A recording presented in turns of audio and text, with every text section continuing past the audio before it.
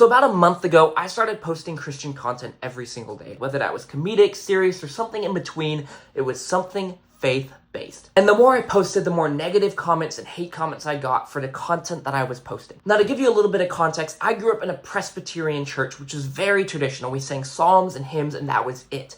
Then I went to a Baptist university where we sang hymns and worship songs. And now I go to a non-denominational church, which is kind of like the Baptist, but on steroids. And I also have a lot of friends who are part of the Assemblies of God church, so very charismatic. And I'm saying this so you know that I have friends and family that are in very traditional churches and friends and family who are in very non-traditional churches. And I've come to see that people get really upset when churches don't do things the way that their church does it and the way that they believe church should happen. People have gotten upset because someone is dancing during a service, or the church service is too much like a concert for them, or the drums are too loud for them. But have you ever paused and thought about the fact that someone can worship the Lord differently than you do? In the same way that the Lord gives us different spiritual gifts to glorify and honor Him, I think that He gives us different ways that we can glorify and honor Him in worship. Now, personally, I am not someone who dances during a church service. I'm not someone who waves a flag around during church service. But when I see people doing that, I'm reminded that their heart is for the Lord and they're doing it as a way to express their love for the Lord. In Exodus 15, Miriam danced for the Lord in celebration. I don't think it's unbiblical to dance. And throughout the Bible, we see different people using harps and lyres and trumpets and all sorts of different instruments to worship and praise the Lord.